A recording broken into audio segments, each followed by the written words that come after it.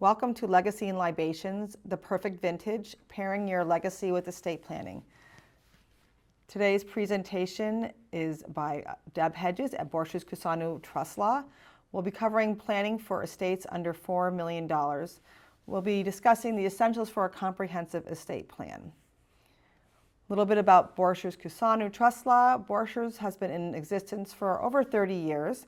We started in Medfield many years ago and practiced in Medway, and recently moved back to Medfield in January of 2023 to move into a new space with more options to be able to present seminars such as tonight. We specialize in 4 areas, in trust planning, trust support, trust administration, and trustee services. I am Deb Hedges. I am a senior associate here at Borchers Trust Law. I've been practicing estate planning for about 15 years and have been working with the firm for almost 5 years now. I am a Medfield resident. I have 2 kids, one that's in college and one that is a senior in high school. So I enjoy practicing in the area. I know a lot of families that come in, and I specialize in estate planning, but I really enjoy working with families of all different ages and financial backgrounds. On a personal note, I lost my husband to cancer 9 years ago. So I really understand the value of estate planning from both sides, from the planner and the attorney side, but also from somebody that had to go through this with my family and young kids. And I really understand the need to plan for the unexpected and address different family situations depending on what's going on in your life. To begin, I'm just going to cover some of the essential ingredients we feel are needed to have a comprehensive estate plan. Power of attorney is one of the most essential documents. What a power of attorney does is it covers any financial or legal information. You're naming an agent, someone that you trust to act as your attorney, in fact, when you are unable to. It covers anything from banking, taxes, credit cards, bank accounts, and naming somebody that you trust to be able to manage your affairs. The documents we prepare are considered durable power of attorneys. And what that means is it's in existence when you sign, so even when you have full capacity, you're naming someone that can act on your behalf as needed. I've seen this come in handy at times when you're moving from one house to another and say your electrical account is under your spouse's name and you're calling to try to close an account. If you present your power of attorney, they're going to be able to speak with you even though the account is not in your name, it's in your spouse's name, because you are an agent acting for them. Also for closing on a house, oftentimes only one person can attend a closing, and with a power of attorney, they are going to be able to sign any kind of real estate or financial documents. In addition to a power of attorney, there is a healthcare proxy. Healthcare proxy is a little bit different in that it addresses documents in the event of incapacity. Most people are able to make their own medical decisions, but if ever there's an event where you're unable to make your own decisions, you want to be able to have somebody named that you trust that can make these decisions for you. Oftentimes it's going to be a spouse, but it can also be family members, trusted friends, any sort of individuals that you feel comfortable making medical decisions on your behalf. The HIPAA authorization, so HIPAA is a federal statute which prevents medical personnel from sharing any of your medical information without your written approval. So typically on a HIPAA authorization, you would name your healthcare proxy because for them to be able to make decisions on your behalf, they also need to have access to your medical information. Oftentimes we add other members of your family. It can be adult children, it can be parents as well. Anyone that you feel comfortable to be in the room with a doctor or a nurse who is discussing your medical condition. In addition to these documents is the will. Oftentimes my friends will speak to me and they'll say, I need a will. And a will is a very important document. It deals with who and how. Who do you want to be able to inherit your assets and how you want it to be distributed. And also who you trust to be able to do that job as far as making distributions. The will includes the personal representative, also known as an executor. That's the person that you designate who will be able to distribute the assets according to your wishes. It also designates the beneficiaries, whether it's a spouse, your children, it can be a charitable organization, family members, friends, whoever you name to receive your assets on your death. Also, if you have minor children, the will is an important document because you designate who your guardian is going to be for your minor children. You also would also maybe have a trust within your will to manage the assets if your minor children are the ultimate beneficiaries and they're under the age of 18. You would also be naming a trustee who would manage the assets on behalf of the children while they are minors. The importance of having a will is that you're able to share your wishes versus what state law would cover if you do not have a will at all. Unfortunately, however, the will does, anything that goes through the will is going to guarantee probate, meaning that anything that you own in your name individually, which passes through a will, goes through the probate process. Many of you might not know what the probate process is, but have a negative connotation to that, and there's a reason. And I'll be explaining the probate process in a moment. In addition to your estate planning documents, the ancillaries, including the power of attorney, healthcare proxy, HIPAA, and will, is also a living will. This is a very personal decision that's not required within your documents, but we always offer it. A living will is a document that states that if ever you're in a situation where you are terminally ill, doctors have determined that death is imminent and you're being kept alive artificially, that you do not wish to have your life prolonged artificially. Again, this is a very personal decision. If you sign a living will, it allows your healthcare proxy to present it to physicians in the event you are ever in this circumstance. Additionally, documents that we often recommend to clients are young adult documents. These are documents for children who are over the age of 18, who are just starting out, probably in their early 20s. And it's just important because once they hit 18, they are an adult and therefore do not have to share any information with parents.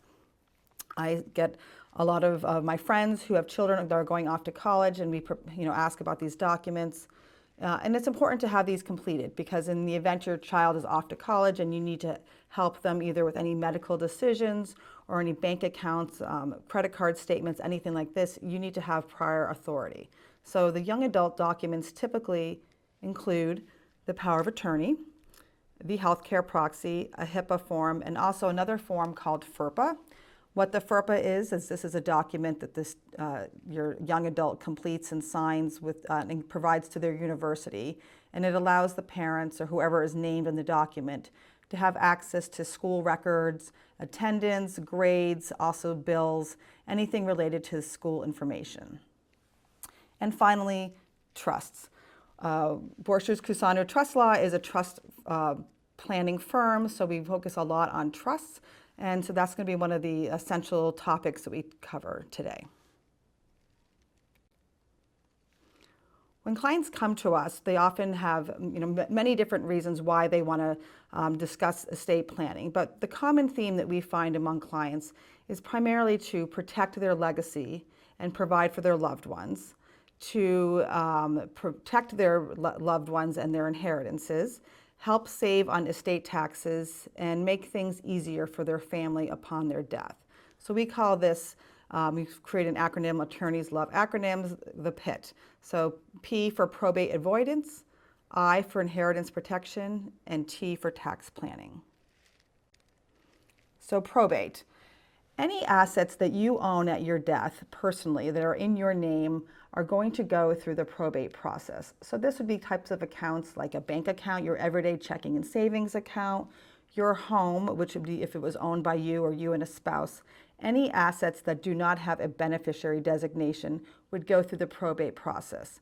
What this means is that if you have a will, your will would have to be submitted to the court.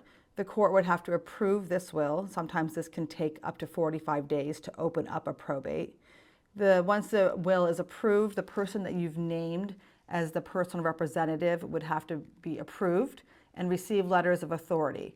Before receiving these letters of authority, your personal representative is unable to access any of your accounts, to be able to sell your home, to deal really with any of your financial affairs after you've died. So this can be a really long, delayed process, and it can be very costly because there's going to be court fees and additionally attorney's fees often to help with this process. It's also a public process, so your will would become a public document. It's going to be recorded, and it's going to be out there for anyone to see if they choose to. It can name your beneficiaries. They'll see who the beneficiaries, and oftentimes they can even see distribution amounts. So again, something that a lot of people want to avoid, mostly because of the cost and the delay and expense, and also the public feature aspect of it. To avoid probate, we often suggest trust planning, and I'll go into that in a little bit. Another way to avoid probate would be to have joint ownership. So some clients come to us, and they'll have a friend or a relative as a joint owner on an account. This can sometimes have its own issues. I'm not going to go into that too much, but if you have a friend or a sibling that's a joint owner on a bank account, that can open up some liability. If the joint owner is sued, then this account will be vulnerable to their creditors. So that's always a consideration. Another way is to have beneficiary designations. Some accounts allow those. You could do a transfer on death designation on some accounts. But most importantly is a trust. So a trust is a type of document that can help you avoid probate. Anything that's owned by a trust is going to avoid probate. And another concern often with our clients is inheritance protection. So what that is what we call the killer Ds. These are any of the concerns that you have regarding your beneficiaries and what would happen to them when they receive an inheritance.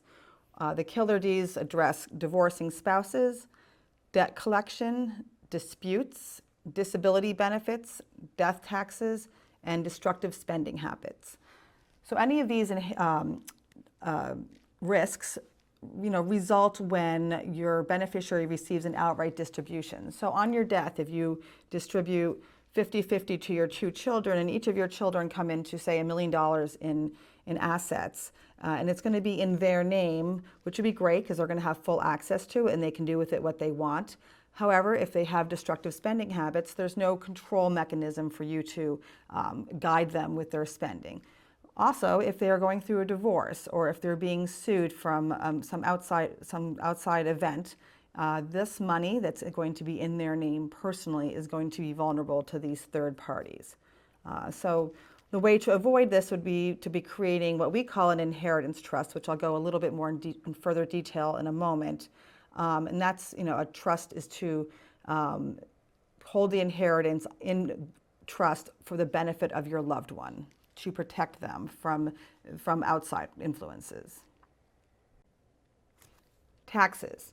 Upon your death, your estate may be subject to estate tax, often otherwise known as the death tax. There are two types of estate taxes, federal and state.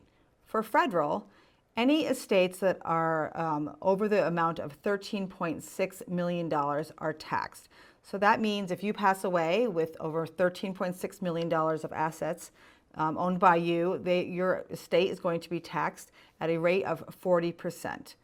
This amount is going to end at the end of 2025 and drop down. So it was under the Trump administration, this amount was originally doubled to, I believe it was around $12 million, and with inflation it is now raised to $13.6 million.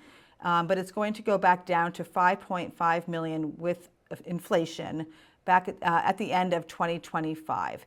Of course, that is subject to change based on the administration, but right now we're estimating that at the beginning of 2026, if there's been no changes, the rate will be around $7 million, which includes the inflation adjustment. So anything over $7 million that you own will be subject to federal estate tax. Also, as a resident of Massachusetts, any assets owned by you over the amount of $2 million is going to be subject to estate tax as well. This is going to be around 10% over the $2 million amount. It can be up to 16% depending on the amount of the estate. It's a sliding scale. So how does this work? So when you pass away, if you have $3 million in assets, the first $2 million are not going to be taxed, but anything over that $2 million are going to be taxed at 10%. If you are a married couple, you each will have a $2 million exemption. So everyone in Massachusetts has this $2 million amount that they can pass to loved ones without estate taxes. With our estate tax planning, we can help utilize the $2 million exemption for each person in a married couple. So for example, if I were to pass away and transferred everything to my spouse on my death and there was no tax planning, there would be no tax at that point because any transfers between spouses is tax-free. So at my death, there's going to be no tax, but everything's going to transfer to my spouse. When he passes away, anything that he owns above $2 million is going to be subject to estate tax. That's without estate tax planning. A lot of our trusts, we include some estate tax provisions, which I won't go into too much detail about, but just giving you the general understanding of how this works. On the first spouse's death, we would utilize my $2 million exemption. So we would attribute $2 million of my assets to me, and I would utilize my $2 million exemption amount. Everything above that would pass to my spouse. And then when my spouse passes away, sometime in the future, he's also going to be able to use his $2 million exemption. So we're going to be able to use my $2 million exemption and then later his $2 million exemption. This is with the estate tax planning provisions. If we don't do that, if it just goes from one spouse to another, and then the second spouse uses their $2 million exemption, we've lost the first spouse's exemption amount. This can be about, if we, on a $3 million estate, we've estimated this to be about $83,000 worth of estate taxes. With estate tax planning, you can really save a lot of money for your ultimate beneficiaries. In order to address PIT, so probate avoidance, inheritance protection, and tax planning, we often recommend trust planning. The purpose of your trust is to provide for your loved ones and to protect your legacy. So what is a trust? A trust is when one person transfers property to another with instructions that will be used for the benefit of someone else. Let's go through the different components of a trust. First is the grantor. That's the person that creates the trust. It's often also called the settlor or the trust maker. Property. What kind of property can be put into a trust? Pretty much any type of property that's lawful. Anything like real estate, bank accounts, tangible items such as furniture, your valuables, even such things as airline miles, credit card points can be in a trust, and lottery winnings. Trustee. Trustee is the person that you trust that you want to manage the trust on your behalf. This is, again, the word trust is in the word. It's someone that you trust that's going to follow your instructions and act accordingly. Instructions. Instructions are what the grantor, the creator of the trust, puts into the trust to guide the trustee as far as distributions. The instructions can have conditions, can have percentages, can have timing elements. There's all sorts of types of instructions, and it's created according to the grantor's goals. And finally, beneficiary. Beneficiary is the person with whom the trust is made. It can be a child, it can be or multiple children, family members, friends, charity, universities. It can be a multitude of the combination of all of the above. So it can really be flexible, and it's going to be created according to your wishes. There are two types of trusts, revocable and irrevocable. Revocable trusts are one of the more common trusts that we deal with here at Borchers. What is a revocable trust? Often it is referred to also as a living trust. This is something that is created during your lifetime. Typically, you would be the grantor of the trust, usually the trustee of the trust, and during your lifetime, you are also the beneficiary of the trust. The benefit of these revocable trusts is that you can take back or revoke what you put in. You retain complete control of the trust assets and can make changes to the document at any time. This can be done by an amendment, which would be switching or changing one or two provisions of the trust.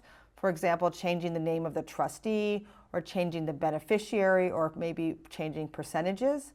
But you could also change the entire trust document. So this would be a complete restatement where the name of the trust and the date of the trust remains the same. However, every word of the trust can be changed because you, again, as the grantor, have retained this right to change the trust. There's no separate tax filing for a revocable trust. It is based on your Social Security number. Because you can retain this control as the grantor, it's considered a grantor trust, meaning there's no separate tax filings. Assets that are held by a revocable trust are, however, included in your estate when you die. And really, a revocable trust does not provide any protections against third parties or creditors because, again, the way this revocable trust works, since you are the grantor and during your lifetime you are the beneficiary, it is treated as if it's your alter ego and it is taxed to you as the grantor. Importantly, however, anything that's owned by the revocable trust or payable to the revocable trust when you pass away does avoid the headache of probate. Irrevocable trusts. Irrevocable trusts are also very common. Why would you create an irrevocable trust? Irrevocable trusts have a degree of separation from the grantor and therefore an extra layer of protection. So again, you would be the grantor of the trust, but the difference in this type of trust is that you can't make changes after you've signed the document. So you give up a sense of control. Oftentimes you cannot take back what you've put in, and oftentimes you will not be the trustee of the trust. You will name someone else who has control over the trust. There are ways to change the terms of the trust in certain degrees. There's a role that we include in our irrevocable trust called a trust protector. That is somebody that is not related to you, someone that is not a beneficiary, that is independent, that can go in and make minor administrative changes to the trust. And there's also a power of appointment that we give the grantors of the trust where they can change the beneficiary of the trust. They can appoint the property from one person to another. They can't appoint themselves, though. They cannot give it back to themselves. So once you put something in the irrevocable trust, it remains separate from you and it remains out of the trust. The reasons for doing this might be asset protection. So once it's removed from you and it's put into an irrevocable trust, it's no longer considered your asset, so it's more protected from third-party creditors. Also, we create trusts frequently for Medicaid planning. Oftentimes we have clients who are getting older in age that are concerned about long-term care expenses and having to spend down all of their assets to pay for their own care. They're interested in applying for Medicaid, or in Massachusetts it's called Mass Health. And in order to qualify, you have to spend down all of your assets to $2,000. So if you want to protect your house, for example, for your beneficiaries, and you don't want to have to sell your house to pay for your care, you could put your home into an irrevocable trust. We call it a legacy asset savings trust. It's our last trust, we call it. And anything that's in that trust, if you are not the trustee, but you are the grantor and you deed your home into that trust, after 5 years, so there's a 5-year look back, that property would no longer be considered an asset of yours for applying for Medicaid. So it is a useful tool to remove certain assets from your estate and from your ownership. A very common and traditional way of trust planning is to leave assets to your beneficiaries outright. What that means is, for example, if you were leaving your trust to your 2 children, 50-50, it would go outright to each of those children on your passing. Sometimes trust planning for children would have age limitations. For example, maybe 1/4 at age 25 and the balance at 30. So therefore, if you pass away and your children are under the age of 25, when they hit that age threshold, they'll receive 1/4 of their inheritance at 25 and the balance at 30. This is a fine way of doing things. However, because these assets are being distributed directly to your children or to your beneficiaries, it becomes their property. Since it's their property, it also becomes vulnerable against the killer Ds. Again, those are disability, destructive spending habits, debt, divorce, or death planning. Since these assets are not protected, they are vulnerable if your beneficiary were to be sued or were going through a divorce once they receive their inheritance. I have my children, I had originally had this type of planning for them. However, as they've gotten older, I realize now that they're nowhere ready to handle an inheritance, whether it was $100 or $100 million. And I just don't know what the future holds for them regarding marriages, careers, liabilities, and just bad choices. With an inheritance trust, instead of the assets going from you to your children at your death directly, it goes into inheritance trust for them. You create this trust for your child's benefit.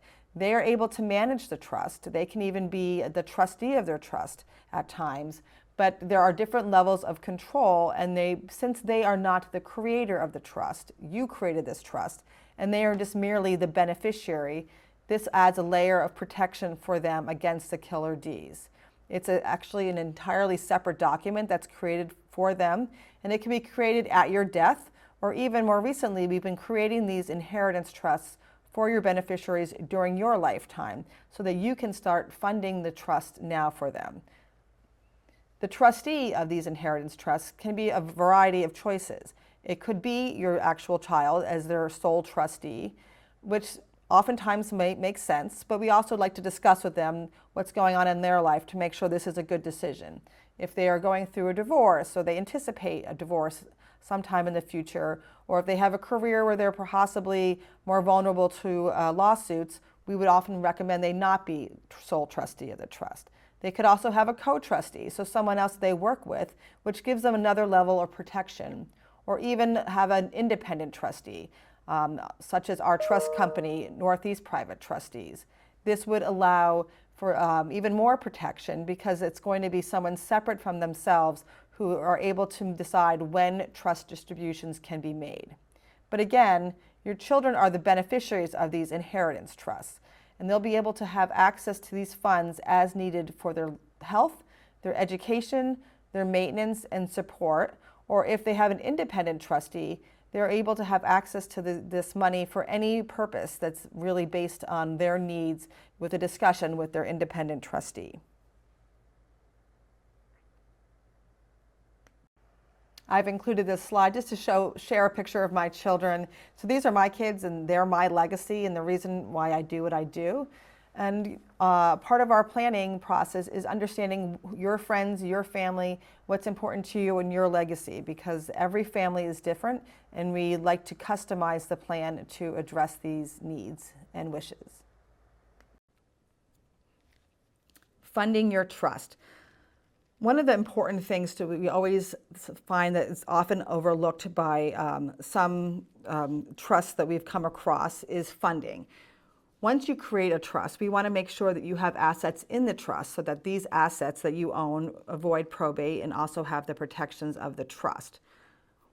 What this involves is moving your assets into the trust, whether it's by a change of ownership through beneficiary designations, signing a deed of your home or any of your real estate into the trust, and also signing assignments of odds and ends of your different items of personal property and being sure to put those in the trust.